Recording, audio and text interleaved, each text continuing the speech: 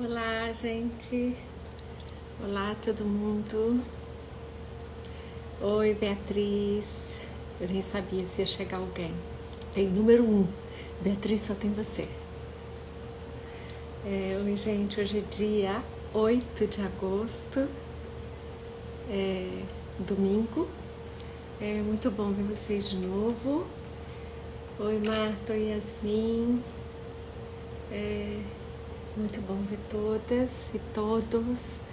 Hoje eu sei que é Dia dos Pais, então é um dia que, depender das conexões, das famílias, é um dia que pode ou não haver muita circulação de afeto, né? Então eu desejo muito a vocês que tenha sido um dia de afeto, reflexão, de encontro, ainda mais comparando com o que nós vivemos no ano passado. Obrigada, que a blusa é linda. Eu queria, enquanto vocês vão chegando e a gente vai recomeçando os nossos encontros da banquinha, primeiro agradecer pela pausa. Ela foi muito importante para mim, para terminar o livro, então agradecer muito a generosidade de vocês, de entenderem, eu também. Saudade é uma palavra bonita quando a gente usa assim, né? No reencontro. Porque ela pode ser uma palavra muito sofrida quando a gente vive sentimentos fortes como o luto. Mas quando é para reencontros como esse, é bonito, é muito bonito. Sim, Ana Paula, foi uma pausa reflexiva. E eu agradeço muito a todos vocês. E eu vou mostrar como esse grupo foi importante para mim. Eu sei que muitas de vocês... Eu já te respondo, Dri. Muitas de vocês entraram na pós-graduação, algumas tentaram a pós-graduação, outras vão continuar tentando a pós-graduação. Eu primeiro queria dizer, acho que neste momento ainda não passaram ou não tentaram, que essa é só uma tentativa, vão ter outras e as coisas vão se ajeitando. Então não desistam porque não foi dessa vez, ou que não conseguiram por tudo que está acontecendo com as nossas vidas, né? E com a vida de cada uma de vocês em particular, ou porque não passou, né? Tenta não fazer não sei, abrir a caixinha e dizer, porque será que foi isso? Não, cada novo começo é um novo começo. Então, é tentar o próximo ciclo, o próximo programa. Acho que passaram. Eu queria não só parabenizar muito, porque é uma imensa vitória nesse momento em que os nossos calendários da vida estão tão intensos, né? Eu queria muito fazer uma sugestão que eu não fiz na minha vida e que eu já falei algumas vezes aqui, mas eu não sei o quanto, sei lá, parecendo igual a professora falando, né? Então vocês me ouvem. O quanto só o tempo vivido, o futuro pretérito vai dizer se isso faz sentido ou não. De verdade, comprem um caderninho, uma caderneta daquelas pequenininhas e escreve inquietações, surpresas, descobertas, coisas muito curtas. Se possível, eu tô virando evangélica? É mesmo? Eu não sabia. É porque essa pessoa gritou dizendo que eu tô virando evangélica. Me digam aí se eu tô, né? E por quê? Mas façam uma cadernetinha dizendo de memórias do primeiro dia, da primeira aula, da segunda aula, dos dias em que ouviu alguma coisa colateral, dos dias que se espantou com algo. Façam um caderninho, façam. É importante. Eu esqueci, eu ia trazer um livro para mostrar, que era para dizer algumas das coisas que eu estava lendo enquanto eu estava escrevendo, que eu fiz uma publicação há 3 atrás, que são as entrevistas que se chamam Paris Interview, entrevistas de Paris. E foi uma com Toni Morrison, sobre como ela escrevia, que é uma leitura muito legal de fazer quando a gente parece que está travada, sabe? Então, eu sugeriria dar uma olhada ali, que para quem entrou numa pós-graduação, pensar o que é uma orientadora. E às vezes uma orientadora é como uma editora. É um terceiro olhar para vocês. É alguém que vai ajudar a pensar, mas menos essa coisa tão simbólica e tão determinante sobre o que é uma trajetória que vai ser muito sua. Eu vou tirar os comentários agora, certo? E aí eu vou começar a responder a pergunta de que era hoje, que é como terminar uma escrita durante a pandemia. Para mim foi um livro, para vocês pode ser um trabalho de conclusão de curso, pode ser um artigo, pode ser uma tese, um projeto, um doutorado.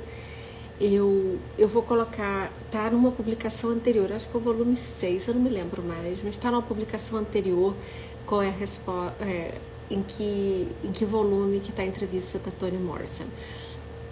O livro vai sair em outubro, vai ser muito feliz, né? Mas eu vou contar sobre ele agora, certo? Eu vou tirar os comentários. Sobre quem pergunta de acessibilidade, essa já foi uma discussão importante aqui. Aqui é reproduzido no canal da Anis, pelo YouTube, onde tem todas as legendas. Aqui é apenas um momento ao vivo, e que é verdade, não tem todas as formas de inclusão. Para as mulheres que estão cuidando dos seus filhos, para quem está num domingo de Dia dos Pais, para quem não consegue ouvir, para quem a rede não é boa, né? A conexão. Então, a Anis faz um arquivo disso no seu canal de YouTube, onde tem legendas, tá? Vamos lá. Então, a pergunta é começando com uma boa notícia. Eu comecei e eu terminei um livro na pandemia. Se alguém hoje me perguntasse, neste momento que nós estamos vivendo, eu devo começar um livro, devo começar um mestrado, devo começar um doutorado, as fórmulas abstratas talvez dissessem não. As fórmulas vividas dizem claro que sim. Mais do que nunca nós temos que viver aquilo que nos atravessa, seja como um sonho, seja como um desejo, seja como um encontro. Então, eu quero dizer que é possível, sabe, fazer o testemunho. Vou fazer aqui o testemunho com muita dificuldade, tá, gente? Eu queria era falar de algumas táticas para superar essas dificuldades. Como todos vocês, ou muitos de vocês, eu também trabalho muito, né? Então, era dentro dos espacinhos possíveis de fora do trabalho para escrever. Então, não é fácil para nenhuma de nós, porque nós temos um sobretrabalho na pandemia, todas nós, de alguma maneira, ou pelo desemprego, que foi aterrorizador para muitas pessoas, ou por essas desorganizações no mundo do trabalho, do cuidado, da escola, né? Dos circuitos de cuidado, nós vivemos uma sobrecarga daquilo que poderia haver alguma separação antes entre trabalho e estudo, trabalho e vida acadêmica. Nós vivemos um sobretrabalho. Nós também, todos nós vivemos uma angústia do vivido, né, gente? Então, isso não dá para se ignorar. É a partir desse lugar. Mas nós também tivemos algo que eu queria arriscar, que é compartilhar, e talvez vocês discordem de mim. Nós vivemos, e ainda estamos vivendo, uma certa perda do sentido do tempo. E isso é perturbador para quem tem prazo, para quem entrou no mestrado e tem 2 anos, para quem entrou no doutorado e tem 4 anos, para quem está no trabalho de conclusão de curso e tem 6 meses, que é qual é o tempo da história, qual é o calendário dos prazos que nós estamos vivendo. Porque parece que é essa suspensão histórica do tempo, que é uma desorientação, né? E tudo outro parece mais urgente do que parar e escrever. Então, eu queria conversar sobre 3 táticas, assumindo que nós estamos falando a mesma linguagem de interseções de confusões, né? Pelo mundo de outras tarefas da vida, pela angústia do vivido e por essa desincronia com o tempo. Então, as 3 táticas que eu queria falar era o tempo, era algo que eu vou chamar de processos, e um simbólico. Não tem nada muito profundo nessas 3 entradas. Foi simplesmente o que me veio para tentar contar uma história, né?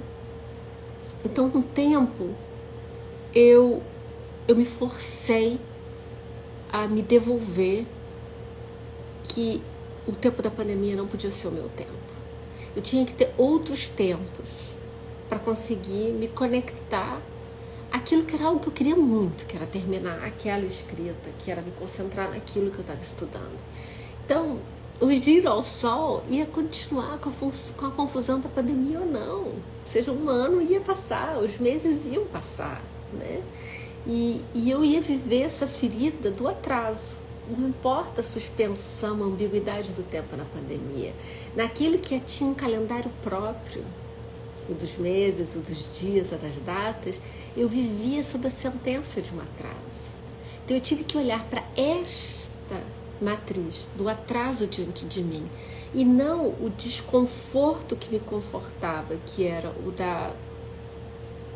os tempos da pandemia viraram outros, nós não sabemos quais são, porque eles se prolongam, eles são de espera, eles são de reencontro, e era esse o que me marcava o sentimento do fracasso.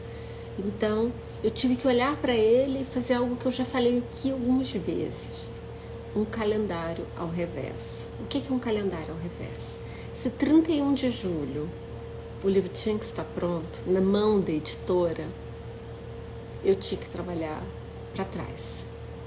Não tinha outro jeito. E eu não podia dizer mais, mas agora vai ser agosto, porque olha a pandemia, outras urgências na vida, agora vai ser setembro, porque o prazo foi estendido na editora. Eu não tinha nenhum prazo externo, a não ser a minha companheira de escrita e a editora me esperando, né? Entenda que são prazos externos, né? Mas nada que me dissesse eu ia ser jubilada, como é para muitas pessoas num programa, ou enquanto eu não saio do programa, outra aluna não entra. Esses são sentimentos de deveres muito importantes, né, gente, de responsabilidade. Então, eu fiz também um sentido simbólico de responsabilidade para mim. Então, eu olhei para o calendário e o fiz ao revés. Então, eu sugiro que todas vocês façam isso. Não entrem agora na pós-graduação ou não lidem com a pós-graduação que vocês estão agora com a desorganização da pandemia, porque ela é desorganizadora de longa duração. Este calendário não pode interferir aqui, senão ele vai ser uma perdição para você e para outros, né? Então, até porque imagine, gente, enquanto você não termina isso, a sua família é afetada, seus vínculos afetivos são afetados, os seus prazeres de reabertura do mundo, de você poder se encontrar com as pessoas, são afetados. Então, se imponha um calendário retroativo. Se você está no seu 2º ano de mestrado, olha que você tem 10 meses pela frente. Se você está no seu último ano de doutorado, você tem 10 meses pela frente. Se você acabou de entrar no mestrado, você tem 18 meses, eu acho, não é isso? 19 meses no total, não é 24, não se confundam. Então, faz o calendário retroativo. Né? E talvez a cada mês vá fazendo esse calendário retroativo sobre você mesmo, sobre quanto você leu, quanto você avançou, quanto você pensou. O segundo que eu queria chamar era sobre processos. A mim, eu olhava o meu micro calendário do dia e cada dia eu era tomada de surpresas, de trabalhos que começavam mais cedo, eu tinha reuniões com outra parte do mundo, então as diferenças de fuso me obrigavam a começar a trabalhar às 6 da manhã. Aquele horário que eu tinha reservado, que era o que eu acordava às 5 para estudar até quando o mundo começasse, ou para escrever. Ele estava sendo atravessado por tudo que era urgente. Então, eu comecei a dizer, este horário vai ser o horário antes que o mundo acorde. Eu não funciono à noite, então você tem que descobrir como você funciona. E eu vi que nessa minha reta final, eu não podia trabalhar menos de 3 horas por dia. E nos finais de semana e nos feriados, muitas horas. Então, a minha segunda sugestão a você é, se você está trabalhando 1 hora, meia hora por dia e você está em algum sprint final, é pouco, é muito pouco. E você vai ter que olhar algum tempo da sua vida fora que o mundo acorde, ou que o mundo já foi dormir. Como eu não funciono com o mundo dormindo, o mundo é com as galinhas, né? Foram dormir, eu também vou. Então, aonde vai estar esse tempo em você? Não tem outro jeito. Não tem outra forma de um texto escrito sair sem a reserva dessa unidade, que é o tempo. E talvez tenha que algo sair, talvez tenha que algo ser rearranjado, outras urgências não ganharem o caráter de urgência. Mas eu queria arriscar com essa experiência que 1 hora por dia é muito pouco se você está terminando, se você tem que fazer uma escrita para já entregar. O segundo, eu criei um outro processo. E foi um processo muito afetivo, individual, e eu queria compartilhar com vocês. Ivone passou a fazer a cada 15 dias uma chamada comigo, como para eu dizer assim: e aí, como você tá? Vamos ler juntas poesia, vamos ler. Ficávamos 1 hora juntas, de câmera assim, né? Em geral, lendo uma poesia, que era o que ela chamava de oração. E aí, um dia, ela me contou uma história que, quando ela foi castigada pela Igreja Católica, pessoas anônimas começaram a escrever para ela cartões. Ela teve que sair do Brasil, ela teve que ficar em silêncio, né? Ela foi castigada. E essas pessoas anônimas passaram a escrever para ela e para a ordem dela cartões que tinham uma abelhinha, porque diziam a ela que ela era como uma abelhinha numa colmeia. Essa história é linda, né? E que vai continuar ali, naquela colmeia, trabalhando. E a primeira vez que ela me ligou, ela disse assim: Débora, quantos verbos faltam para você? Gente, faltavam 6. Eu menti e eu disse: faltam 2. De revisar, faltava tudo. Eu fiquei com um peso tão grande na consciência de ter mentido para ela. Isso era lá em abril, né? Que eu saí e fui procurar cartão de abelhinha. Vocês não têm ideia quanto eu tive que rodar encontrar um cartão que tinha abelhinha. E aí encontrei 6 cartões que tinham abelhinha. E eu disse: eu vou falar a verdade para ela, escrevendo. Toda vez que eu terminar um novo verbo, eu vou escrever o cartão de abelhinha para ela, dizendo: eu terminei o verbo. E aí, no primeiro verbo, não só eu escrevi o verbo que era de número 7, eram 12, né? Como eu disse a ela que eu tinha mentido. E isso tudo é curioso de pensar, né? Porque a gente também foge, escapa, não fala a verdade quando está pressionada e com vergonha pelo atraso. E os cartões de abelhinha ficavam em cima da minha mesa. Eu trabalho em 2 computadores, né? O computador do trabalho e o meu computador pessoal. Que eu escrevo das minhas coisas não vai para o computador do trabalho, por razões de segurança que vocês podem imaginar. E em cima do computador de trabalho, eu coloquei uma foto dela. Porque toda vez que o meu tempo da vida estava drenado ali, eu olhava para ela. Eu dizia: eu tenho que ir para o outro computador, né? Que é o computador que eu olho o mundo, que eu tenho uma janela. O outro não tem uma janela, tem uma parede. Então,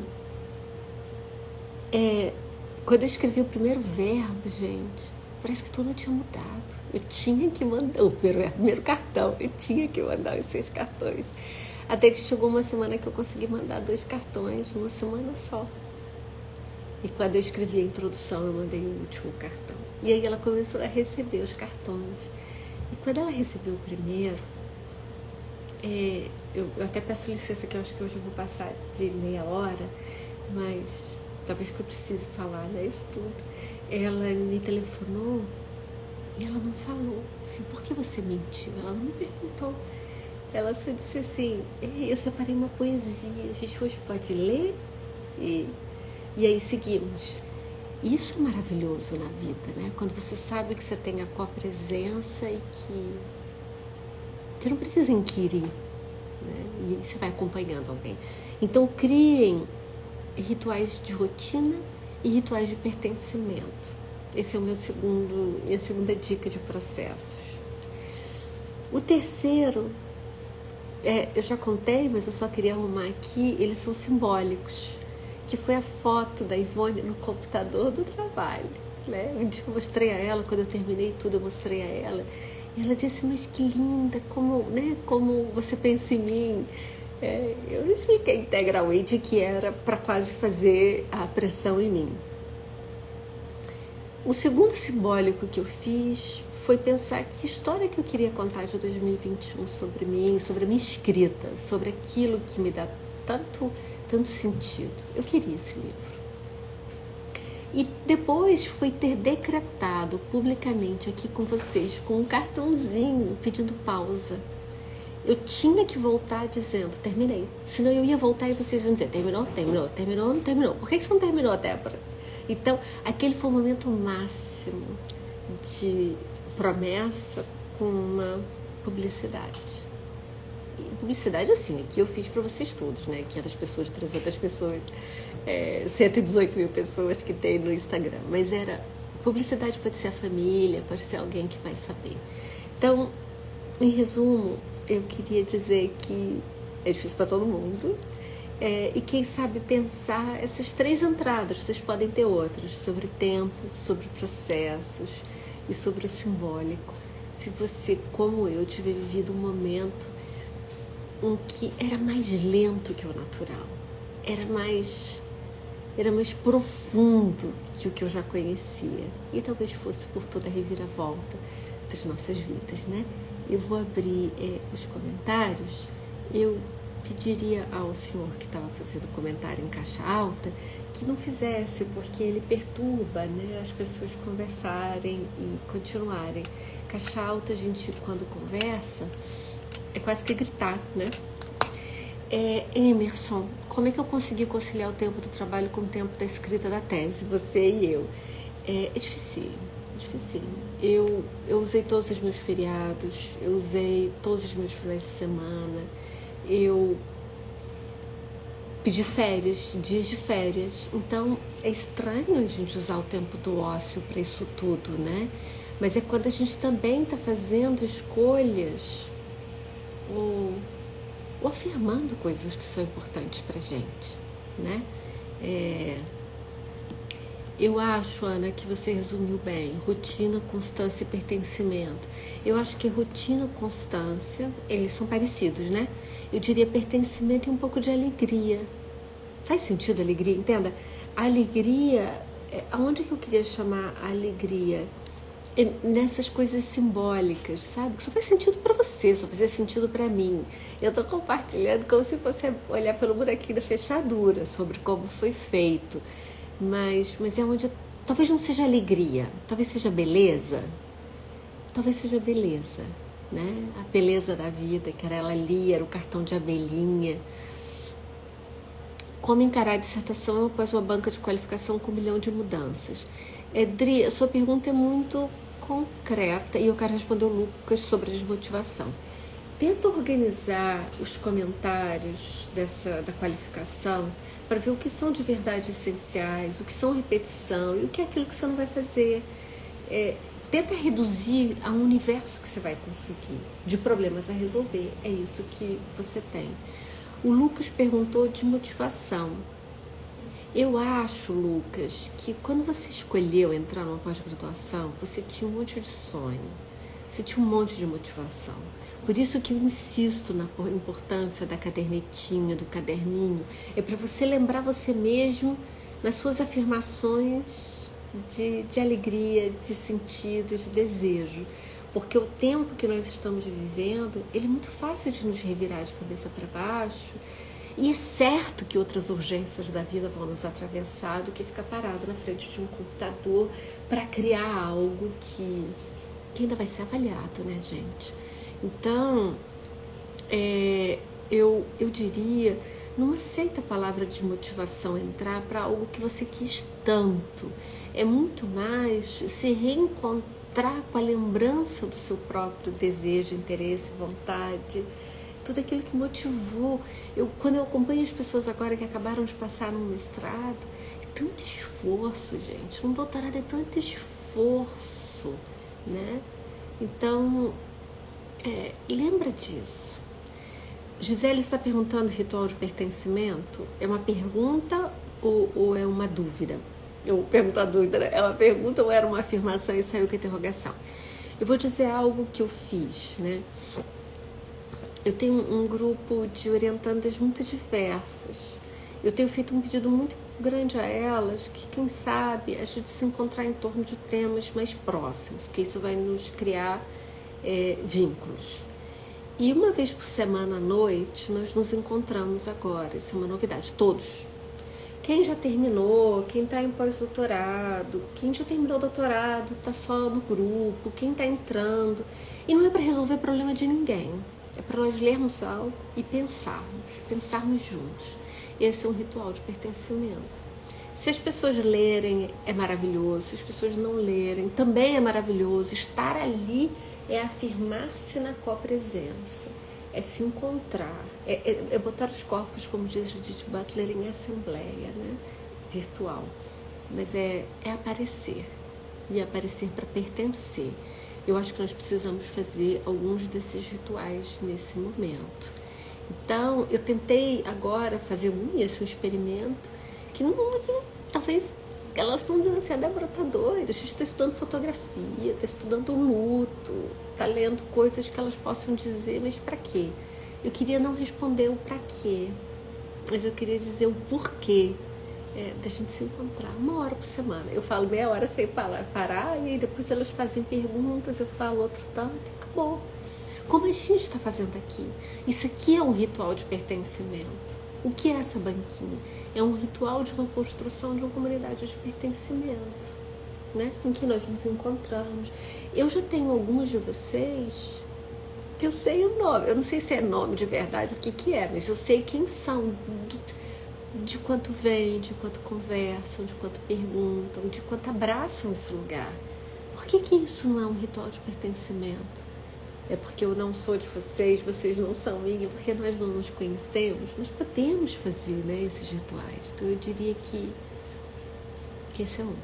Cristiane, a rotina de encontrar um tempo para escrever, ele deve ser contínuo. Cara, não tem jeito. Tem jeito. Você pulou um dia, você pulou 2 dias, você vai ver como você recomeça diferente. E quando você está engranada, aquela hora que você tem muitas horas nos finais de semana, ou no feriado, ou numa manhã, você rende mais. O Igor está perguntando o que é o ritual de pertencimento, se alguém conseguir ajudar aqui já respondendo, porque a gente já falou, né? Lara, eu também sinto falta. Esse aqui, aos domingos, ele faz uma toada de vínculos, de ciclos, de uma história para contar, de uma história para ouvir e de nós seguirmos, né?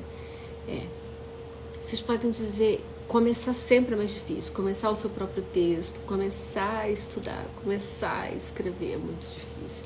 Por isso que tenta pensar que entradas você vai fazer. Por isso que eu sugeri começar a pensar o tempo. Porque não tem nada de métodos, nenhum manual, nenhuma fórmula que vai dizer como você ajeitar isso que não está aparecendo na sua vida, que é tempo, né? O livro vai ser em setembro, outubro, né? Agora é a fase de editoração. Gente, incrivelmente eu consegui manter o tempo, né? Eu queria dizer que a gente volta. O projeto de extensão está seguindo já no NB, já foi apresentado. Então, assim que eu tiver notícia se ele foi aprovado, quando é que ele começa, como é que são as inscrições, eu vou dizer aqui. E deixem as suas perguntas para a gente renovar os votos da banquinha e pensar o que a gente fala domingo que vem. Vocês viram que eu não coloquei número nela, como se a gente estivesse começando o 2º ano delas. Só para lembrar, eu acho que a gente começou em junho, julho do ano passado, não foi? Foi algo assim, se alguém souber o calendário, já tem 1 ano que a gente está aqui nessa invenção aos domingos. Tudo de bom para todo mundo. De novo, meus parabéns a quem acabou de entrar no mestrado, a quem qualificou, a quem terminou o mestrado, a quem entrou no doutorado, a quem defendeu o doutorado. São momentos importantes de alegria, né, nessa conclusão da nossa vida. Um beijo muito grande em todo mundo. Deixem sugestões para o domingo que vem, que aí eu começo a me reorganizar, mesmo que seja repetindo coisas que eu já falei.